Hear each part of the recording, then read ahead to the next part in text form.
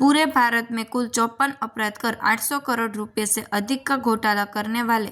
बिहार एवं महाराष्ट्र राज्यों में दर्ज मामलों में पिछले 11 सालों से वांछित 50-50 हजार रुपये के इनामी 2 मुख्य आरोपियों को सूरत शहर क्राइम ब्रांच ने गिरफ्तार किया। सूरत शहर के नायब पुलिस आयुक्त श्री द्वारा अन्य राज्यों में अपराध कर अपनी गिरफ्तारी से बचने के लिए सूरत शहर में आकर रहने वाले आरोपियों को पकड़ने के निर्देश सूरत क्राइम ब्रांच को दिए गए थे।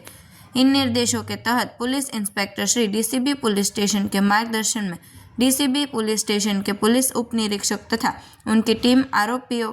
की तलाश में सक्रिय रूप से कार्यरत थी। इस दौरान डीसीबी पुलिस स्टेशन के एंटी ऑर्गेनाइज क्राइम स्क्वाड को प्राप्त सूचना के और तकनीकी स्रोत के आधार पर सूरत शहर के पाल आरटीओ के सामने से पूरे देश में कुल 54 मामलों में वांछित मुख्य आरोपी गोपाल मोहन सिंह शेखावत और मोहम्मद सलीम खान, मोहम्मद जियाउद्दीन तसूर खान को गिरफ्तार किया गया। गिरफ्तारी के बाद पूछताछ में आरोपियों ने बिहार एवं महाराष्ट्र राज्यों में दर्ज मामलों में वांछित होना स्वीकार किया है। साथ ही अन्य किन किन राज्यों में अपराध किए गए हैं इस संबंध में पूछताछ अभी जारी है।